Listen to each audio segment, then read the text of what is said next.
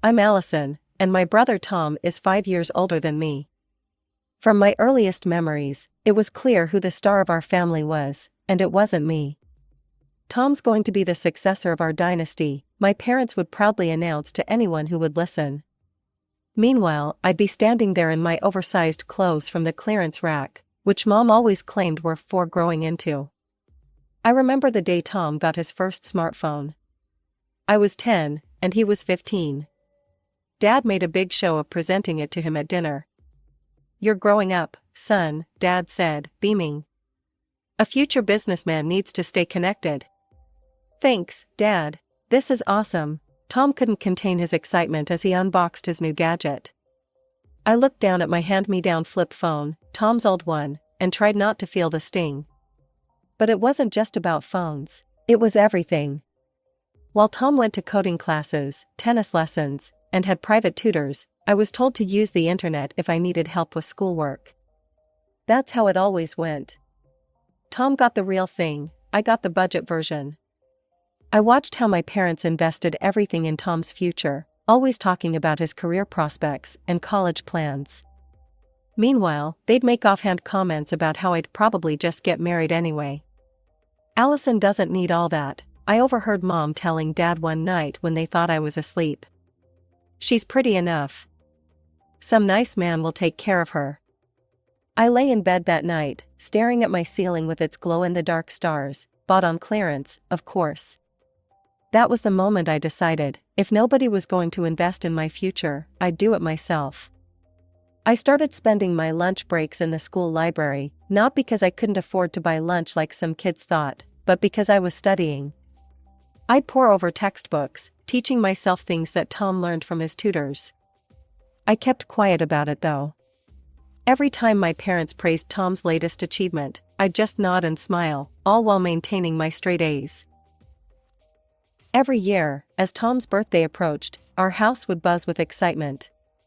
He'd spend weeks browsing online, carefully selecting exactly what he wanted, and without fail, our parents would buy it all. "What do you think about this gaming laptop, Mom?" Tom would ask, showing her his carefully curated wish list. "It has the best graphics card." "If that's what you want, sweetie," Mom would reply, already reaching for her credit card. My birthdays were different. No one ever asked what I wanted.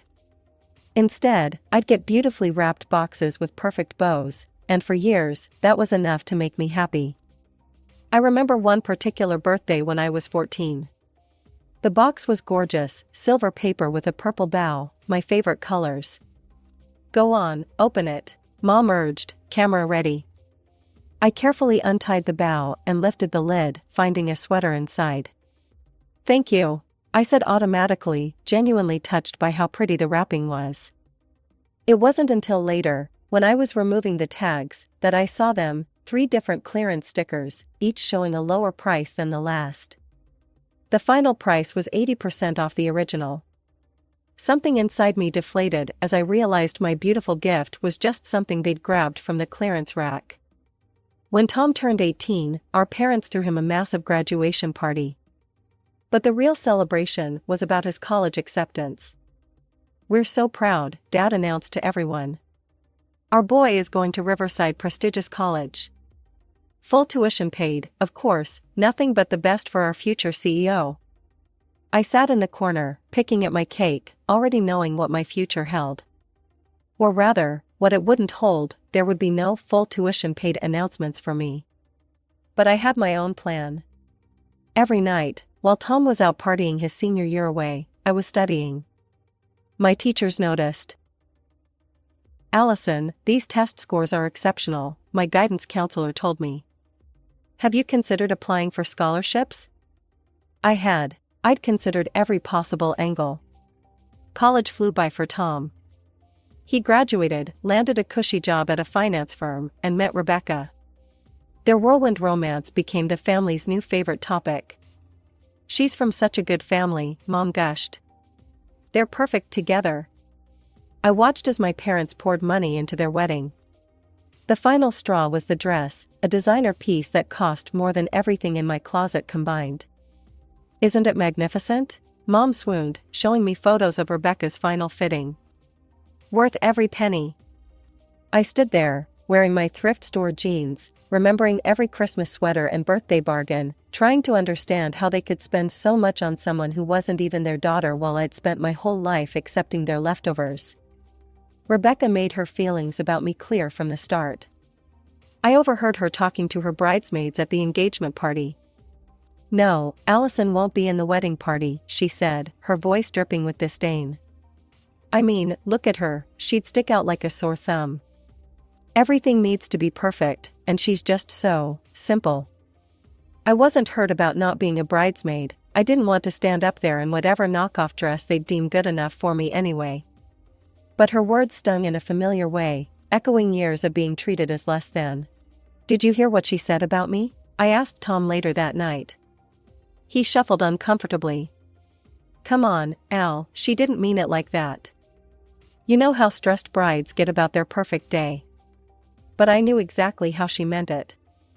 And I was starting to realize that maybe being simple wasn't such a bad thing, at least I was real.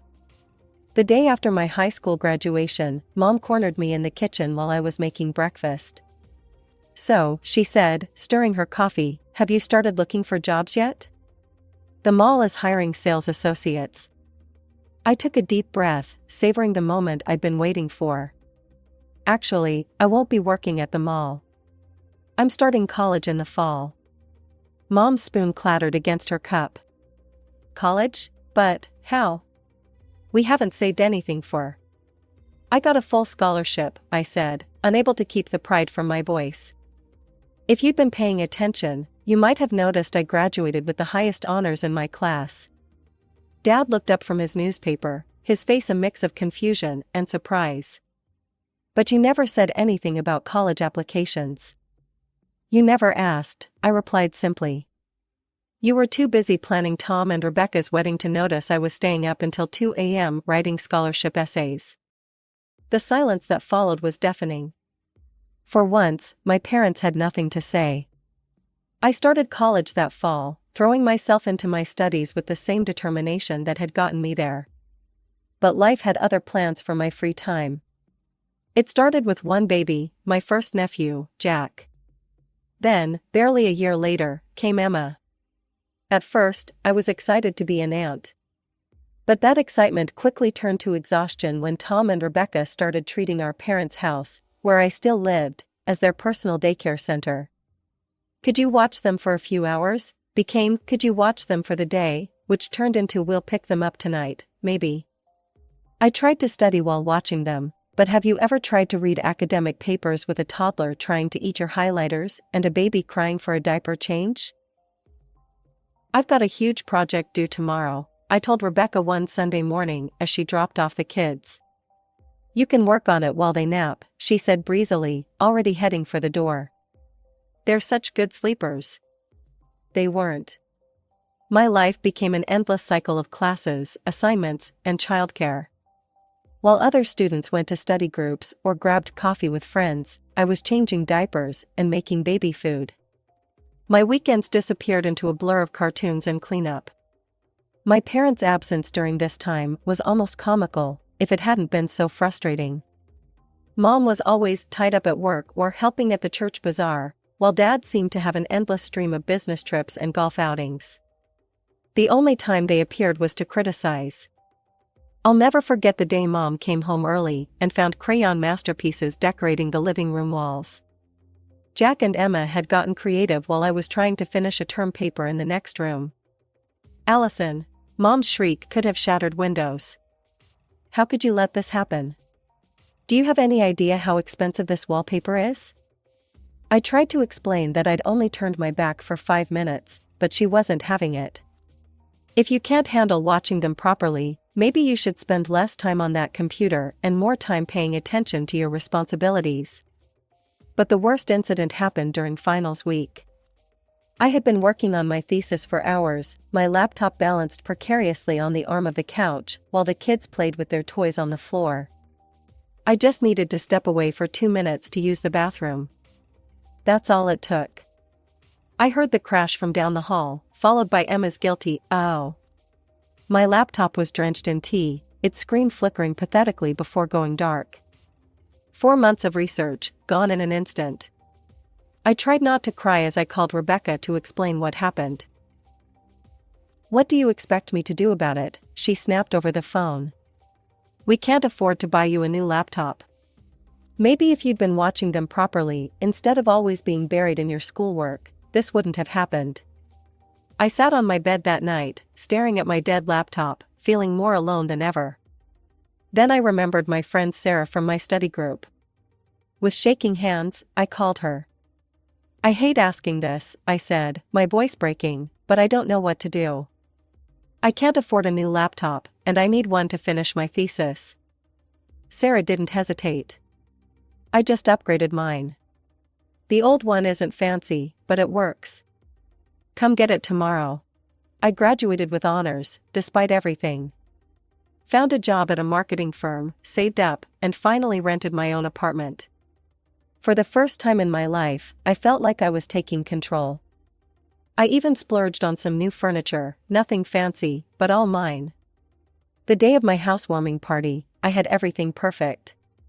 When the doorbell rang, I was actually excited to show my family my achievement. Then I saw the diaper bag on Rebecca's shoulder. "The kids have been so excited to see their Aunt Allison's new place," she announced, pushing past me. "And it worked out perfectly. Tom's taking me to that new French restaurant downtown for a romantic dinner." Before I could process what was happening, they were gone, leaving Jack and Emma examining my carefully arranged cheese plate with sticky fingers. "We should go too," Mom said quickly. "You've got your hands full here, and we wouldn't want to be in the way." But I started to protest, but they were already heading for the door. "Have fun with the kids," Dad called over his shoulder. That set the pattern for the next several months. They'd show up unannounced, kids in tow, always with some excuse about why they needed me to watch them right that minute. I started working late just to avoid being home, but even that didn't work. One evening, after a particularly long day at the office, I trudged up the stairs to my apartment to find them waiting in the hallway. Rebecca had the kids dressed up in their party clothes, tapping her foot impatiently. "Finally," she exclaimed, thrusting Emma's backpack into my arms. "We're already late for the Thompsons' anniversary party, because you weren't home on time. Here's their dinner, bedtime is at 8, and we'll pick them up, whenever." After a year of being everyone's on-call babysitter, I finally had something to look forward to, 2 blessed weeks of vacation. I'd spent months planning it, a beachfront resort, spa treatments, and absolutely no responsibilities. At our monthly family dinner, Mom was going through her usual interrogation about my life. "So, Allison," she said, passing the potatoes, "you've been looking tired lately. Are you sleeping enough?" Before I could answer, Rebecca chimed in, "Well, the kids have been asking for their Aunt Allison a lot. They miss you when you're not around." I took a deep breath. Actually, I might be a bit scarce next month. I've got some vacation time coming up, 2 weeks at Palm Grove Resort. "Oh?" Mom's eyebrows shot up. "When exactly?" "The 15th through the 29th, I replied, not thinking much of it. The sound of Rebecca's hands clapping made me jump. Her face had lit up like a Christmas tree, but not in a way that made me feel comfortable. "Oh my God, this is perfect," she squealed. "Tom, remember how we were saying we needed a vacation? This is literally meant to be." My stomach dropped as I watched her pull out her phone and start typing frantically. "Look, they still have rooms available for those dates." She barely looked up from her screen. "We can bring the kids, and Allison can watch them while we enjoy the resort. It'll be like a family vacation." My parents beamed at this suggestion. "What a wonderful idea," Mom exclaimed. "Allison, you'll have so much fun with the children at the beach." I sat there, fork frozen halfway to my mouth, watching as Rebecca booked their vacation, my vacation, right in front of me. They were all so excited, making plans for my time as if it belonged to them, that nobody noticed my silence. That night, I lay in bed, staring at my ceiling, and for the first time in my life, I started plotting my own rebellion. The next morning, I called the resort and changed my booking, not to cancel it, but to switch to their sister property on the opposite coast. same dates, different location. But I knew that wasn't enough. As long as they knew where I lived, they'd always have power over my time. So I called Maria, my realtor. I need to move, I told her. Somewhere they won't find me. And I need it done before my vacation. Maria, bless her, didn't ask questions. Within a week, she'd found me a perfect apartment in a different part of the city, a secure building with a doorman, no less. I spent the next few weeks carefully orchestrating my disappearance. During the day, I was the same old Allison, nodding along as Rebecca detailed all her plans for our vacation. But at night, I was secretly packing, organizing, preparing. The day before the flight, I moved everything to my new apartment. The movers were quick and discreet, and by sunset, I was standing in my new home, surrounded by boxes and possibility. The morning of the flight, I met my family at the airport as planned. Rebecca was already in vacation mode, wearing a wide-brimmed hat and designer sunglasses, while Tom struggled with their excessive luggage. The kids were running circles around everyone, hyped up on airport snacks. "Allison, could you take the kids to get some water?" Rebecca asked, not really asking. "And make sure they use the bathroom before the flight. Oh, and don't let them get their clothes dirty. I packed their cutest outfits for the resort." I smiled, probably for the first time that morning. "Actually, I need to use the bathroom myself. Be right back." As I walked away, I heard Mom calling after me, "Hurry up. They'll be boarding soon." Little did they know I'd already checked in for my flight, a different flight, to a different coast, departing from a different terminal. I'd timed it perfectly, my flight was leaving 30 minutes before theirs. I waited until I was through security in my terminal before turning off my phone. As I settled into my seat on the plane, I imagined them waiting at the gate, checking their watches, trying to call me. For once, I didn't feel guilty. I felt free. The first day at the resort was pure bliss. I got a massage, lay by the pool, and ordered whatever I wanted from the bar without anyone telling me I should be watching the kids instead. I didn't turn my phone on once. When I finally did check it the next evening, I nearly dropped it in my piña colada. Hundreds of missed calls, voicemails, text messages, emails. They ranged from worried to furious to downright threatening. Rebecca's messages were particularly dramatic. "How could you do this to us? We had to cancel our couple's massage because someone had to watch the children. You've ruined everything. You're so selfish." Mom's messages started with concern but quickly turned to anger. "Allison Marie Thompson, you call us right this instant. I can't believe you would do this to your family. After everything we've done for you, this is how you repay us? You've ruined your brother's vacation. You're such a selfish, ungrateful daughter." Dad's messages were shorter, but equally disapproving. "Very disappointed in you, young lady." Tom's messages were a mix of anger and confusion. "What the hell, Al? Where are you? Rebecca is freaking out." I composed a single text message and sent it to all of them. "Don't worry, I'm fine. So glad you're concerned about my well-being. Enjoy your family vacation."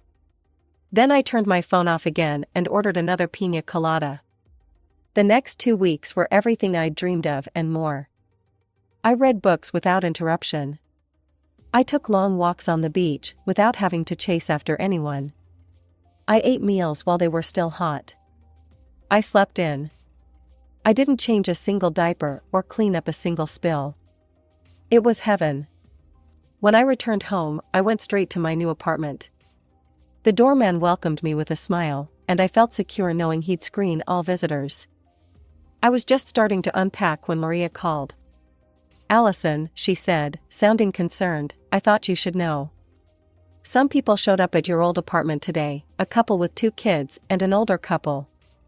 They were there for hours, making a scene, demanding to know where you'd moved to. The new tenants finally threatened to call the police, and they left." I sank into my couch, picturing the scene: Mom, Dad, Tom, and Rebecca, probably with the kids in tow, causing a commotion in front of my old building. A year ago, the thought would have filled me with guilt. Now, it just confirmed I'd made the right decision. After returning to work, I took extra precautions to maintain my newfound freedom. I met with Marcus, our head of security, first thing Monday morning. "I need a favor," I told him, fidgeting with my employee badge. "If anyone asks for me, specifically my parents, my brother Tom, or his wife Rebecca, they shouldn't be allowed up to the office." Marcus raised an eyebrow but nodded. "No problem, Ms. Thompson. We'll make sure you're not disturbed." It turned out to be a necessary precaution. 2 days later, Rebecca showed up at the lobby, kids in tow, demanding to see me. Marcus called up to warn me while security escorted them out. I watched from my office window as Rebecca strapped the kids into their car seats, her face red with anger. That evening, I made the mistake of checking social media. Rebecca's latest Facebook post was a masterpiece of passive-aggressive venting. "Can't believe some people care so little about family that they'd ruin a perfectly planned vacation. Some aunts don't deserve their precious nieces and nephews. Just wait until karma comes around. Ungrateful, family traitor, worst aunt sister." The comments were worse, dozens of her friends piling on, calling me horrible names, all without knowing the real story. I closed the app and blocked her on every platform I could think of. Weeks passed. I settled into my new routine, enjoying the luxury of uninterrupted evenings and peaceful weekends. Sometimes I'd feel a twinge of guilt when I thought about the kids, but then I'd remember all the times I'd had to cancel plans, miss deadlines, or sacrifice my own needs for someone else's convenience. Then, exactly 1 month after my great escape, my phone lit up with Tom's number. I almost didn't answer. But something in me, maybe curiosity, maybe hope, made me swipe to accept. "Al?" Tom's voice was hesitant. "Can we meet somewhere? Just us?" I suggested a coffee shop across town, neutral territory. When I arrived, Tom was already there and asked me to tell him everything. So I told him how it felt to be treated like free childcare instead of an aunt. How exhausting it was to juggle college assignments while watching his kids. How I'd never had time to date or make friends or just breathe. How Rebecca's comments cut deep, but his silence cut deeper. Tom sat there, his coffee getting cold, really listening for what felt like the first time in years. "I had no idea," he finally said, running a hand through his hair. "I mean, I knew we were asking a lot, but I didn't realize." "God, Al, I'm so sorry. I should have seen how much this was affecting you. I should have stood up to Rebecca about hiring a babysitter. I should have been a better brother." A few weeks after our coffee shop conversation, Tom called again. I was just leaving work, feeling good about nailing a client presentation. "Hey, Al," he said, sounding upbeat. "Got a minute?"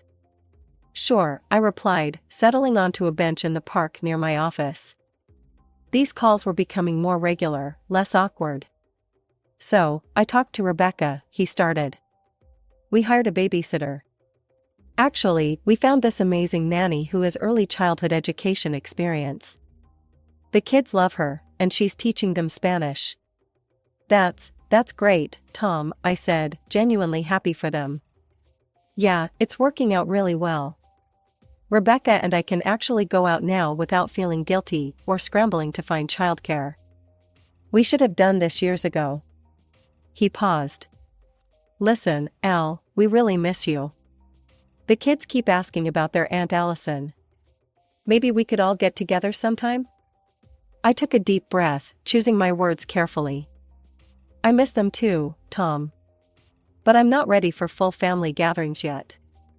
The way Mom and Dad treated me, the things Rebecca said about me online, it still hurts.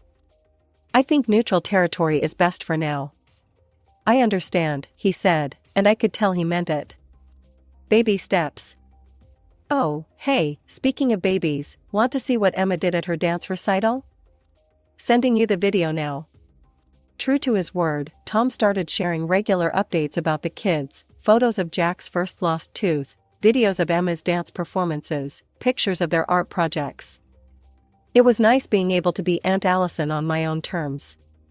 Meanwhile, my own life was flourishing. Without the constant interruptions and demands on my time, I threw myself into my work. My boss noticed. Last month, she called me into her office. "Allison," she said, "your performance these past few months has been exceptional. We'd like to offer you the senior account manager position." The promotion came with a significant raise, which meant I could finally afford that yoga studio membership I'd been eyeing. My weekends became my own. Sometimes I'd meet Sarah and other friends for brunch, or take a painting class, or just spend an entire Sunday reading in the park. Mom and Dad still send messages occasionally, usually guilt-trippy ones about family obligations and ungrateful daughters. I've learned to let them slide off my back. Maybe someday we'll find a way to rebuild our relationship, but for now, I'm focusing on building the life I want. Yesterday, I sat on my balcony, enjoying my morning coffee and watching the sunrise. My phone buzzed with a text from Tom, a picture of Jack and Emma at the beach, building sandcastles. I smiled, took a sip of my coffee, and opened my calendar to plan my week. Yoga on Tuesday, dinner with friends on Thursday, and absolutely nothing scheduled for Sunday except whatever I feel like doing.